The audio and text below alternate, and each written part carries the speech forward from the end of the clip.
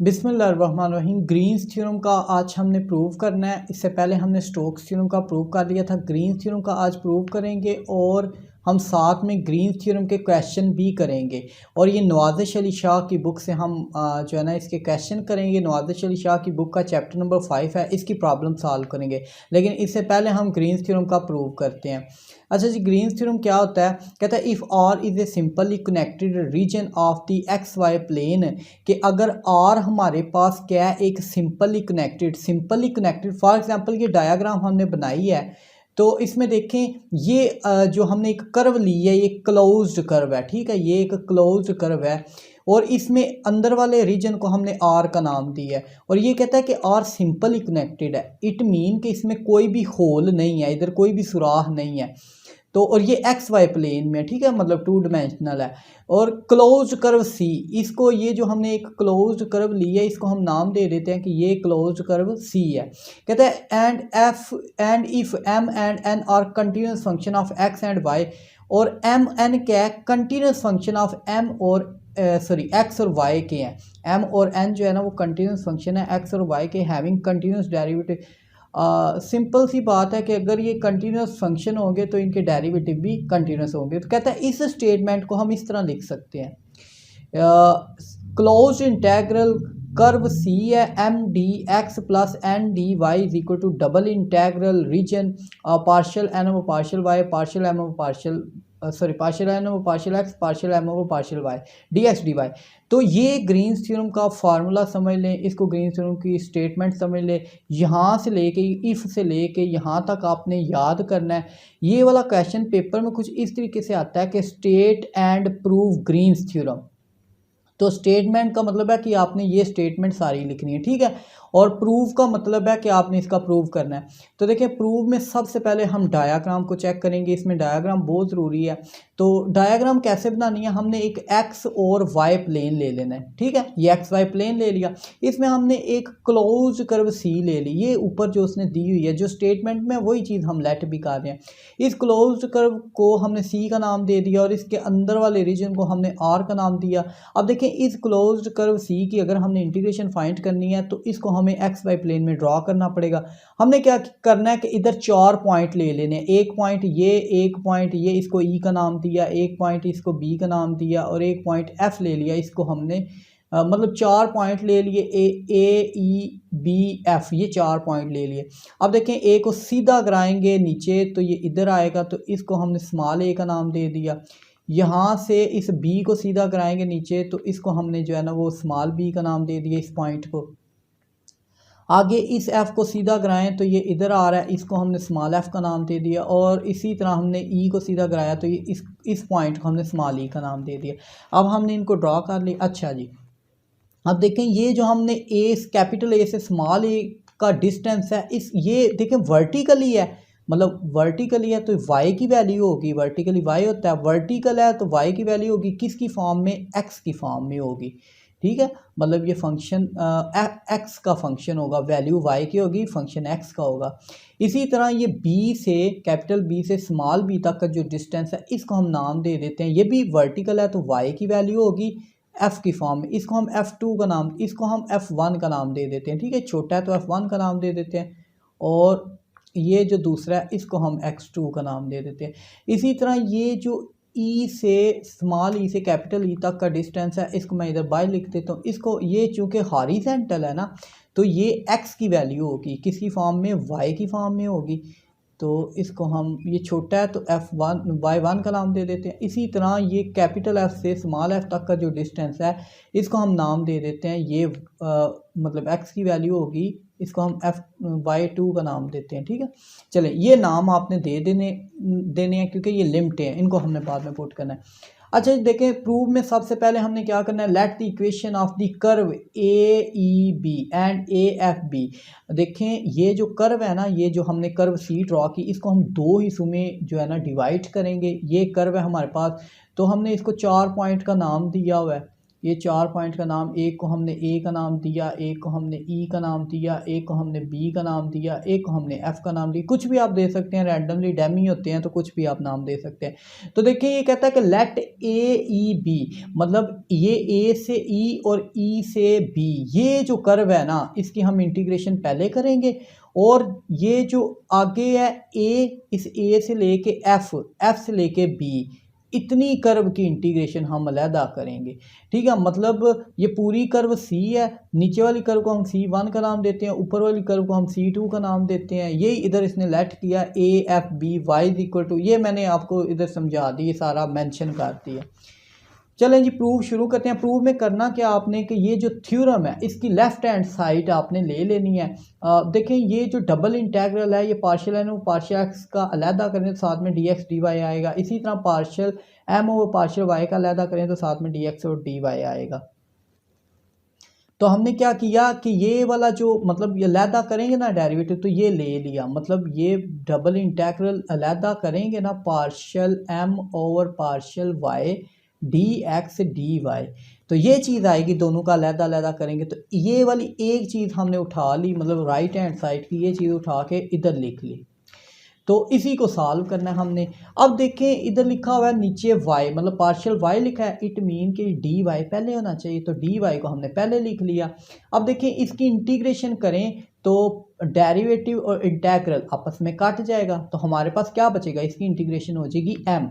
तो अच्छा सबसे पहले हम लिमिट पुट कर लेते हैं, फिर इसकी इंटीग्रेशन कर लेते हैं। अब देखिए इधर डी वाई लिखा हुआ है, तो इट मीन कि ये जो आर है ना रीजन है, ये वाला रीजन है, तो डी वाई पहले लिखा हुआ है, तो ये जो पहला इंटेग्रल है वाई की वैल्यू होगी।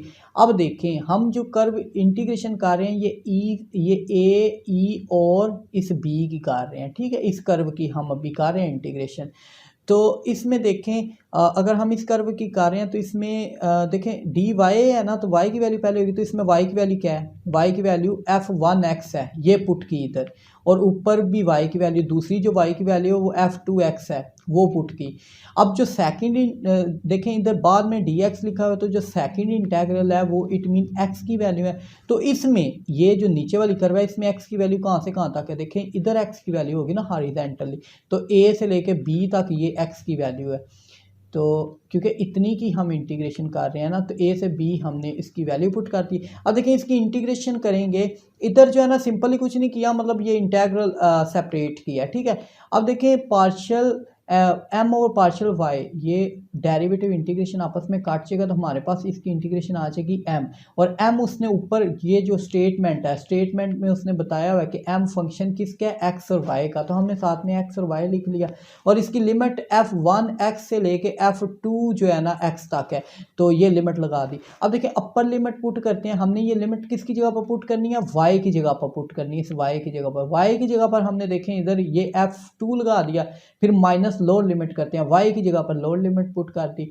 इसके बाद क्या किया, देखें ये इस तरफ जो है ना ये सारी चीज़, ये डबल इंटेग्रल पार्शियल एम और partial Y D X D Y, ये साथ में आपने लेकर चलना है। तो देखें यहाँ से जो है ना हमने इसकी इंटेग्रल अलहदा कर लिया, इसका इंटेग्रल अलहदा किया, तो ये चीज़ आ गई हमारे पास। अब इसमें देखें ये जो लिमिट है, देखें ये माइनस वाली टर्म जो है ना, ये माइनस वाली, इसको उठा के हम ये पहले लिख देते हैं, इस तरफ लिख देते हैं। ठीक है, और ये जो प्लस वाली टर्म है ना, इसको मैंने बाद में लिख दिया। ये माइनस कहाँ से आया ये मैं बताता हूँ कैसे आया। अब देखें क्योंकि हमें ये जो थ्योरम है जो हमने प्रूव करना है, इसमें देखें partial N over partial X लिखा हुआ है, और इधर बीच में माइनस है, और पार्शियल एम यानी जो एम वाली टर्म है इसके साथ आता है माइनस, तो ये माइनस हमने इधर लेकर आना है। वो माइनस हम किसी टेक्निक के थ्रू लेकर आएंगे ना इधर, तो हमने सिंपली क्या किया कि ये माइनस वाली टर्म को पहले लिख लिया, प्लस वाली टर्म को बाद में लिख लिया। तो इधर ये माइनस लिखा हुआ है, ये मैं बताता हूँ कैसे है। देखें लिमिट है a से b, और आगे जो है ना देखें इधर लिखी हुई है ना लिमिट a से b, और आगे भी a से b है, ऐसा तो नहीं होना चाहिए। देखें a से e तक हम फाइंड कर रहे हैं, फिर e से आगे b तक, तो आगे b से दोबारा a तक होनी चाहिए ना। देखें जो लिमिट होती है ना, अगर मैं मतलब ये a से लेके b तक करता हूँ, ये अगर a है तो ये b है, मैं a से b तक करता हूँ, तो दोबारा a से b तक तो नहीं होगी, मतलब ये देखें ना, इधर लिखा हुआ है ए से बी, ठीक है, ए से लेके बी तक, और फिर दोबारा आगे ए से बी तक है। मतलब ये होनी इस तरह चाहिए कि ए से बी आगे बी से ए होनी चाहिए, तब ये नीचे वाली कर्व यानी ये जो कर्व है ना इस हाफ की होगी इंटीग्रेशन। जब हम ए से लेके बी तक करेंगे, ठीक है, और बी से दोबारा ए तक आएंगे तो ये हाफ कर्व C1 की इंटीग्रेशन होगी। यही काम इधर भी किया कि ये लिखा हुआ था ए से बी, आगे भी ए से बी था, तो मैंने सिंपली बस इसको चेंज किया है। देखिए ए से बी ठीक है, आगे बी से ए होनी चाहिए, तो जब हम लिमिट चेंज करते हैं ना तो उस केस में साथ में माइनस लग जाता है, तो ये माइनस लगा दिया, ये इसी का है। अब देखिए माइनस दोनों तरफ से कॉमन ले लिया, तो जब माइनस कॉमन ले लेंगे ना तो अंदर रह जाएगा माइनस, जब कॉमन लेंगे हम तो ए से बी ये सारा फंक्शन m, ये सारा फंक्शन आके लिख दें dx प्लस, फिर ये प्लस हो जाएगा ना, माइनस है प्लस हो जाएगा ए से बी और फिर m, ये आपने सारा लिखना है, मैं वैसे ही आपको समझा रहा हूँ। माइनस कॉमन लेंगे तो अंदर क्या आ जाएगा, अंदर प्लस लग जाएगा इनके साथ। तो देखें इस सारे की जगह पर हम लिख सकते हैं m dx, क्यों, क्योंकि देखें ये हम इंटीग्रेशन कर रहे हैं a से e से आगे हम कर रहे हैं b, और b से दोबारा हम इस a की कर रहे हैं। तो देखें इस कर्व को हमने नाम दिया था, ये पूरी कर्व है c, लेकिन हाफ कर्व को हमने नाम दिया था C1, और ऊपर वाली कर्व को हमने नाम दिया था वो C2 है। तो देखें ये पूरी कर्व मतलब इस पूरी कर्व, ये पूरी कर्व C1 की है ना, तो इसकी जगह पर हम लिख सकते हैं ना, मतलब ये C1 की हो रही है, मतलब इसकी जगह पर हम पूरा लिख सकते हैं कि ये C1 की है। तो ये इस सारे की जगह पर हम ये चीज़ लिख सकते हैं। तो अब देखें इसको इक्वेशन नंबर 1 का नाम दे दिया। अब सेम इसी तरह देखें हमने ये जो थ्योरम था इसकी राइट हैंड साइड ली है, राइट हैंड साइड में भी पहले हमने ये चीज़ ली है। अब हम ये चीज़ ले लेते हैं पार्शियल n और पार्शियल x, तो इसको लेके सॉल्व करते हैं। तो ये देखें एक को सॉल्व किया तो इक्वेशन 1 आ गई। अब दूसरी लेते हैं हम पार्शियल n और पार्शियल x dx dy, तो इसमें भी देखें सेम वही कंसेप्ट है, इसमें कोई भी चेंजिंग नहीं है। अब इसमें भी क्या किया, देखें लिमिट पुट करनी है तो dx लिखा हुआ है, नीचे पार्शियल डेरिवेटिव x के अकॉर्डिंग है तो dx लिखा हुआ है, तो पहली जो लिमिटें होंगी वो x की होंगी। तो इस डायाग्राम में x की लिमिटें क्या है, एक ये है और एक ये थी, ठीक है, मैंने शुरू में बताई थी आपको। तो ये लिमिटें हमने सिंपल इधर पुट की, ठीक है, ये लिमिटें जब पुट की, देखें x की लिमिट पुट की, y फिर x की लिमिट ऊपर नीचे पुट कर दी। अब देखिए आगे लिखा हुआ है dy, इट मीन जो सेकंड इंटेग्रल है वो किसकी वैल्यू है, वो y की वैल्यू है। तो y की देखें, y की इस ऊपर वाली कर्व में अगर हम देखें, इस ऊपर वाली कर्व में ये a f b में देखें तो जो y की वैल्यू कहाँ से लेके, ये f से e से लेके f तक है, ये e से f तक, तो यही लिमिट हमने बस इधर पुट की है। तो ई से एफ तक ये लिमिट पुट कर दी। अब देखें इस चीज़ की इंटीग्रेशन क्या हो जाएगी, ये सिंपली अलहदा की है। अब देखें इस ये पार्शियल इंटेग्रल आपस में काट जाता है तो इसकी इंटीग्रेशन हो जाएगी एन किसका फंक्शन है, एक्स और वाई का। तो इसमें जो है ना वो देखें साथ में हम ये लिमिटें पुट करेंगे। अब देखें ये जो लिमिट है ना वो एक्स की जगह पर हमने पुट करनी है, क्योंकि वो पहली जो लिमिट थी ना वो एक्स की थी। तो x की जगह पर जब हम इसमें पुट करेंगे तो इस x की जगह पर आ जाएगा अपर लिमिट g2y, और आगे वाला y उसी तरह माइनस लोअर लिमिट। अब देखें लोअर लिमिट क्या है, लोअर लिमिट है हमारे पास g1y, तो ये हमने x की जगह पर सिंपली बस पुट कर दी, तो ये चीज़ आ गई।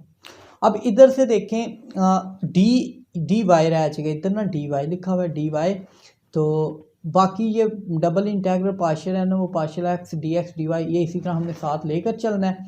तो ये सिंपली हमने देखें इधर से पहली का इंटेग्रल अलहदा कर दिया, दूसरी का अलहदा कर दिया, ये नीचे वही लिखा हुआ है, ठीक है।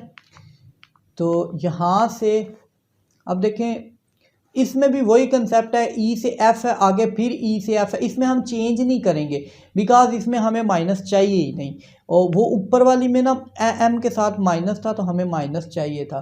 तो देखें इसमें जो ऊपर वाली है ना इक्वेशन 1, ये जो इक्वेशन 1 है ये इसके साथ ना इसके साथ माइनस आता है, लेकिन ये जो माइनस है ना वो मैंने उठा के इस तरफ ले गया हूँ, ठीक है, ये इस तरफ लिख दिया हुआ है। तो अब सेकेंड इक्वेशन में देखें क्या ई से एफ फिर आगे ई से एफ है, ऊपर देखें ना ये ई से एफ है फिर ई से एफ है, तो मैंने सिंपली ई से एफ तो ठीक है, लेकिन आगे एफ से ई होनी चाहिए। तो ये लिमिट चेंज करेंगे ना, नीचे एफ से ई की, ये एफ से ई की, तो इसका साइन जो है ना देखें ऑलरेडी माइनस था तो प्लस हो जाएगा। तो इस सारे की जगह पर देखें ये इंटीग्रेशन लिखी हुई है इसकी, यानी ए से एफ तक, ये लिखिए ना ई से एफ, ई से एफ तक है, ठीक है। और ये इसके बाद दोबारा जो है ना एफ से ई होनी चाहिए, मतलब सॉरी ये ई से, ये ई से एफ, ठीक है, और फिर एफ से दोबारा ई तक होनी चाहिए इतनी।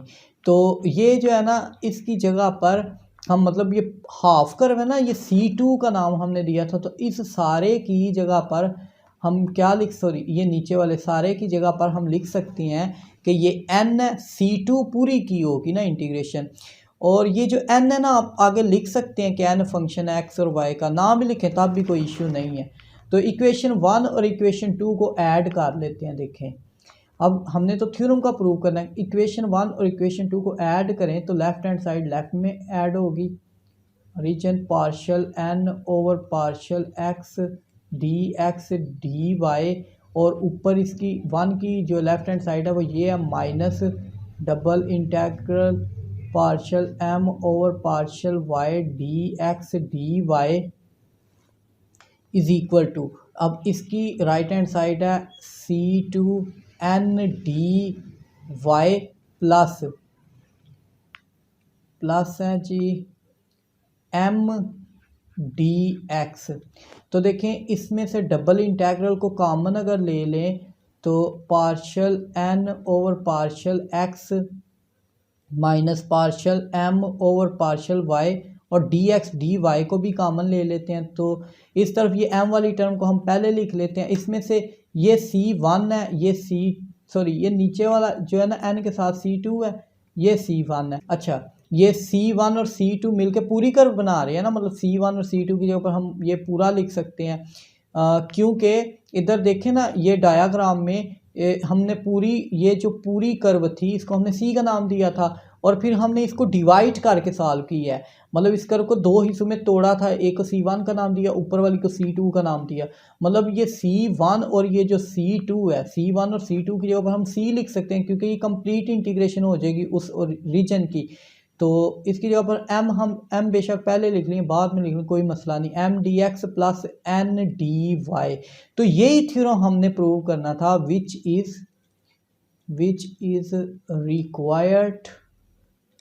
Required form of greens theorem, ठीक है। तो यही थ्योरम हमने जो है ना वो प्रूव करना था। अब इसके क्वेश्चनों की तरफ आते हैं, इसके क्वेश्चन करते हैं। चलें प्रॉब्लम 1 क्या है, प्रॉब्लम 1 में कहता है using Green's theorem in the plane evaluate, मतलब हमने ग्रीन्स थ्योरम का यूज़ करना है और इस चीज़ को हमने एवेलुएट करना है। वेयर सी क्या है, सर्कल, मतलब सी जो है ना वो ऐसी कर्व है, वो सर्कल की कर्व है, ठीक है। अब इसमें देखें ये काउंटर क्लॉकवाइज है, मतलब ये ऐसे काउंटर क्लॉकवाइज है, ठीक है, काउंटर क्लॉकवाइज है। तो ये जो हमें थ्योरम की हम इसको लिखते हैं प्रॉब्लम 31 है, इसको हम नीचे लिख लेते हैं close integral 3x plus 4y dx plus 2x minus 3y dy। अच्छा इस चीज़ को हमने एवेलुएट करना है, मतलब इस चीज़ को सॉल्व करना है। देखें जो ग्रीन थ्योरम हमने प्रूव किया है ना वो ये है, ये ग्रीन थ्योरम है, तो हमें लेफ्ट हैंड साइड दी हुई है, ठीक है, हमने राइट हैंड साइड फाइंड करनी है। इस थ्योरम में हमें लेफ्ट हैंड साइड दी गई है, ये m में हमारे पास dx के साथ m लिखा होता है और dy के साथ n लिखा होता है, मतलब ये कि हमें लेफ्ट हैंड साइड दी गई है, हमने ग्रीन थ्योरम का यूज़ करके उसने बोला कि एवेलुएट इस चीज़ को करना है, मतलब हमने राइट हैंड साइड फाइंड करनी है। ये बड़े इजी क्वेश्चन है, देखें पेपर में क्वेश्चन दो तरीके से आ सकता है, एक तो इस तरीके से आ सकता है कि आपको जो है ना वो ये फॉर्म दे दे और बोले कि इसको जो है ना वो आप प्रूव करें यानी एवेलुएट करें, तो आपने राइट हैंड साइड फाइंड करनी होती है। लेकिन दूसरे नंबर पर क्वेश्चन पेपर में क्वेश्चन इस तरह भी आ सकता है, जैसे प्रॉब्लम 34 है, इसमें कहता है वेरीफाई ग्रीन थ्योरम। जब भी बोले वेरीफाई इट मीन कि आपने लेफ्ट हैंड साइड भी फाइंड करनी है, राइट हैंड साइड भी फाइंड करनी है।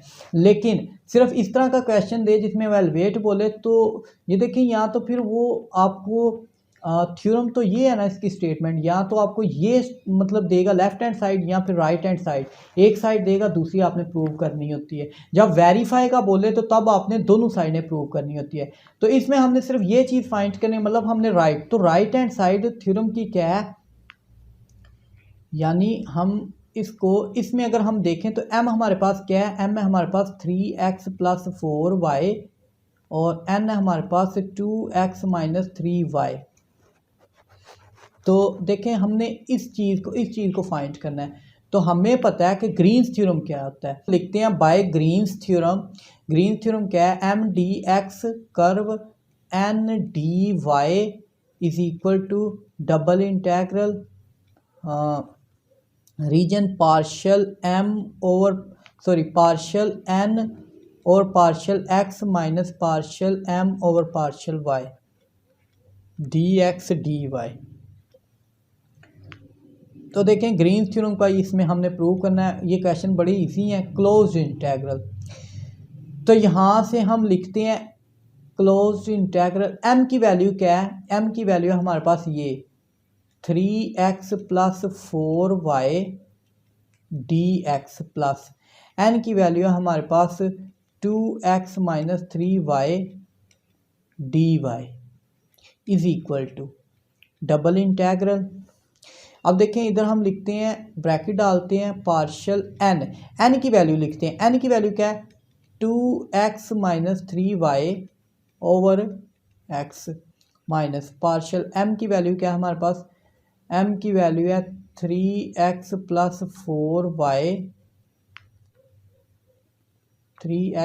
4y over partial y, bracket बंद करते हैं dx dy। तो इधर है रीजन, ये लिमिटें हम बाद में पुट करते हैं। देखें लिमिटें मैं आपको बाद में समझाता हूँ, पहले हम जो है ना वो इसको सॉल्व कर लेते हैं। तो यही चीज़ हमने ये चीज़ सॉल्व करनी थी।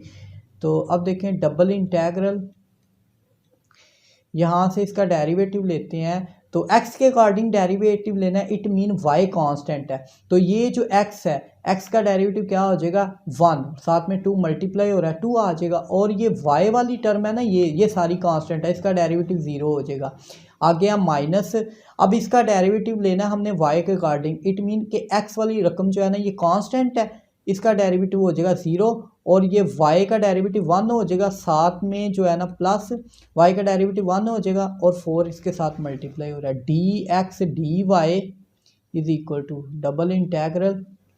इसको सॉल्व करें तो ये हमारे पास आ जाएगा, हाँ जी ये आ जाएगा। अच्छा सॉरी, यहाँ से थोड़ी सी मिस्टेक हो गया कि ये जो माइनस है ना इन दोनों के साथ मल्टीप्लाई हो रहा है, ठीक है।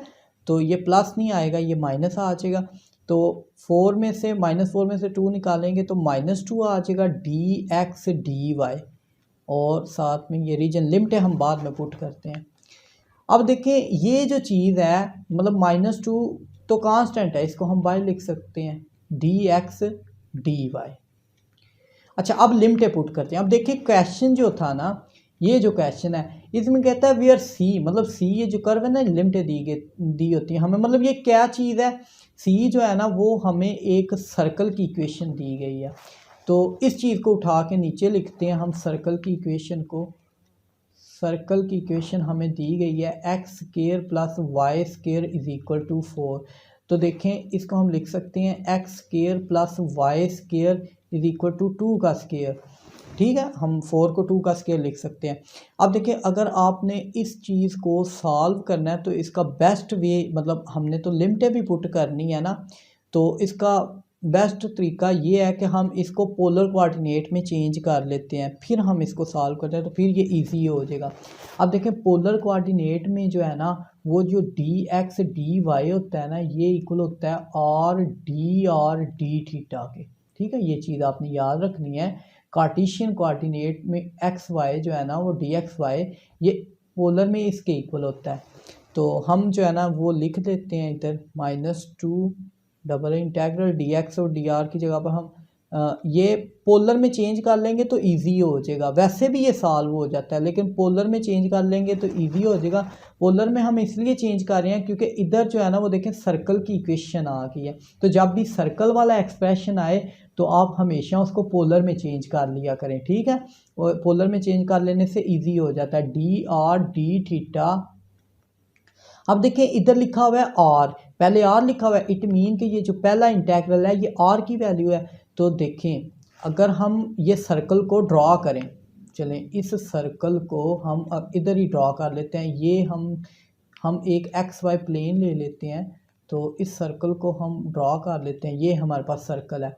तो देखें इसका रेडियस क्या है, इसका रेडियस है 2 इसका रेडियस है, 0 से स्टार्ट हो रहा है। ओरिजिन इसका सेंटर इसका ओरिजिन है, ठीक है। और ये यहाँ से ये रेडियस इसका 2 है। तो देखिए ये कहाँ से शुरू हो रहा है, ये 0 पॉइंट से, मतलब ओरिजिन से शुरू हो रहा है। तो इधर आपको पता है 0 होता है, 0 से लेके 2 तक है, 0 से लेके 2 तक है। और इधर जो ऊपर उसने क्वेश्चन दिया, दूसरी वैल्यू हमने लिखनी है थीटा की। देखें क्वेश्चन में कहता है कि ये सी जो है ना वो सर्कल की इक्वेशन है इन दी काउंटर क्लॉकवाइज सेंस, मतलब ये कि ये पूरा सर्कल शामिल है, ठीक है। इसमें उसने कोई भी कंडीशन नहीं दी कि फर्स्ट क्वाड्रेंट में है सेकंड क्वाड्रेंट में है। तो देखें ये पूरा सर्कल शामिल है। तो पूरे सर्कल की बात करें तो आपको पता है कि यहाँ पर थीटा की वैल्यू क्या होती है, 0 होती है। और अगर यहाँ से घूम के पूरा मतलब वापस इधर आए तो इधर इस थीटा की वैल्यू क्या होती है, 360 होती है, यानी इसको हम पाई भी लिख सकते हैं। यानी जो थीटा की वैल्यू हमें दी गई है वो 0 से लेके क्या पाई तक है। तो चलें इसको सॉल्व कर लेते हैं। आ जाएगा -2। इस तरफ ना हमारी ये चीज़ चल रही है, ये चले मैं लिख देता हूँ इधर, ये चीज़ चल रही है 3x + 4y dx + 2x, चले नीचे लिख लेते हैं 2x - 3y dy, ये चीज़ चल रही है इस तरफ, ठीक है। तो इधर लिमिट पुट कर देखें आर के अकॉर्डिंग, मतलब डी आर के अकॉर्डिंग इसकी इंटीग्रेशन करनी है। तो ये हो जाएगी हमारे पास इसकी पावर में एक प्लस किया 2 हो जाएगा, उससे डिवाइड किया, लिमिट इसकी है 0 से 2 तक।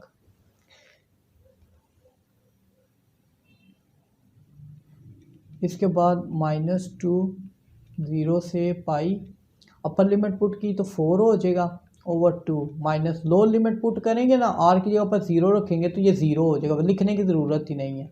डी थीटा इधर सॉरी साथ में डी थीटा भी आता है इज इक्वल टू माइनस ये 4/2 हम बाय लिख देते हैं। 4/2 कांस्टेंट है, बाय लिख सकते हैं। अंदर आ जाएगा हमारे पास 1, तो ये 2 से काट जाएगा, बाहर आ जाएगा -4। तो अब देखें 1 की थीटा के अकॉर्डिंग इंटीग्रेशन क्या होगी, थीटा, और इसकी लिमिट है 0 से पाई। तो इसका फाइनल आंसर आ जाएगा हमारे पास -4। अपर लिमिट पुट की थीटा की जगह पाई माइनस एक, लोअर लिमिट थीटा की जगह पर 0, तो ये आ जाएगा -4 पाई। अच्छा जी, ये इसका अच्छा सॉरी हाँ से ना एक मिस्टेक हो गई है, वो ये कि देखें जो सर्कल होता है ना उसकी वैल्यू 360 पाई नहीं होती, 2 पाई होती है। मतलब जो ये पाई की तो वैल्यू 180 होती है ना, 2 पाई होगी। तो ये लिमिट में थोड़ी सी मिस्टेक हो गई है, यानी हमने यहाँ पाई की जगह पर 2 पाई करना है, ठीक है। तो ये 2 पाई आ जाएगा, इधर भी 2 पाई, इधर भी 2 पाई। तो अपर लिमिट इसमें पुट करेंगे तो 2 पाई आएगा, ठीक है। इन दोनों को मल्टीप्लाई करेंगे तो 4 की जगह पर ये आ जाएगा हमारे पास 4 की जगह पर आ जाएगा -8 पाई, ठीक है। ये इसका फाइनल आंसर आ गया। इसके बाद हम इंशाल्लाह ताला ग्रीन्स थ्योरम के नेक्स्ट क्वेश्चन नेक्स्ट वीडियो में करेंगे, और साथ में स्टोक्स थ्योरम के क्वेश्चन भी करेंगे नवाज़िश अली शाह की बुक से। चैप्टर नंबर 5 है इसका।